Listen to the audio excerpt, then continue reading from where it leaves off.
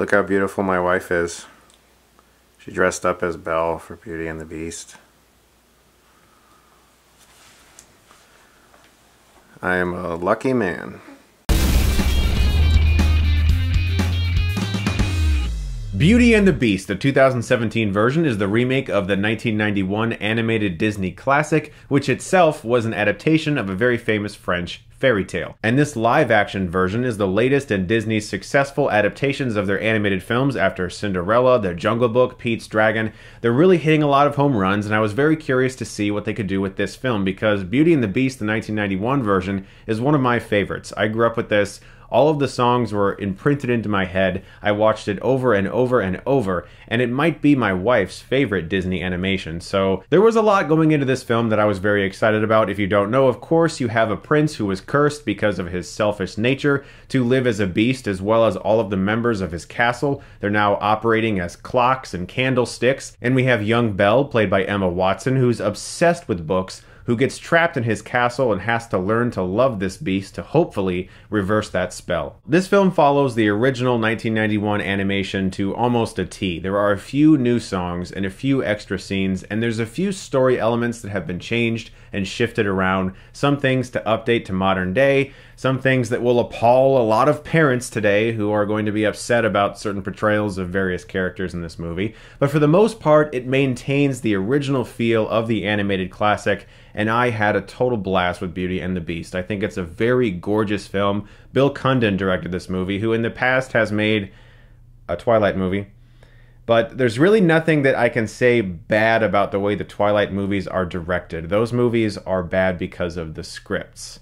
His direction of the Twilight films was about as good as you could possibly expect when you're handed that script.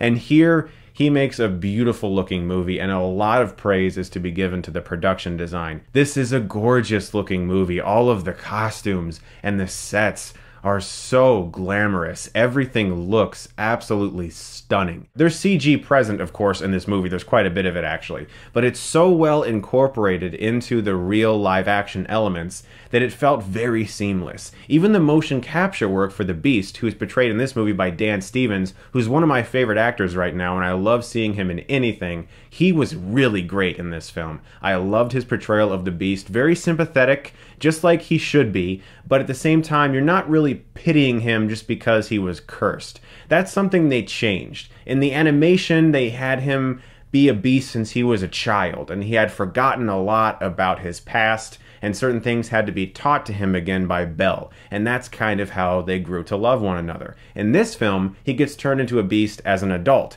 and he retains his intellect. He's very literate, he still loves books, and he has that connection with Belle now, and so they can share that love of books and reading and knowledge together, and it's less of pitying Beast, and because of that pity, Belle falls in love with him. It's a lot more mutual in this film, and that's something I think they actually did improve upon the original animation. The prevalent songs that we all grew up loving are still there in the film, and Emma Watson and Dan Stevens and the entire cast did a very good job at performing them. I really love the music. It has the original composer from the 91 film who came back to score this one, so that's great.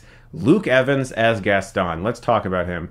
Oh my god, I loved him as Gaston. He was so entertaining and just a big oaf. If you've seen the original, you know his character is lusting after Belle, and he's just the big hunk of the town, and Belle wants nothing to do with him, and he was perfect in this movie. All of the casting was just so on point here. Kevin Kline as Belle's father, amazing. Really fantastic performances all the way around. The music, the set design, the performances, the whole feel of it, it was all captured so well. The film is very much so a slave of the original. It follows its formula in every aspect from scene to scene. The songs are the same, the locations are the same, the events that happen are the same. There's a few extra little songs and a few extra little scenes that weren't in the original animation, and as I said, they tweaked a little bit of the character motivations as well, but as a whole, it's the exact same movie, just retold as live action. Are you okay with that?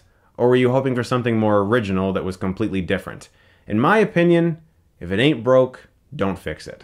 I think the original Beauty and the Beast is still an animated classic. And I'm glad that they didn't just go in there and try to do something insane and change up the formula, because I was perfectly happy with what I got. I think this is a very marvelous Disney live-action adaptation. Yet again, they've knocked it out of the park. I'm going to give Beauty and the Beast an A-. Guys, thank you so much, as always, for watching. I hope you liked this video, and as always, if you like this, you can click right here and get Stuckmanized.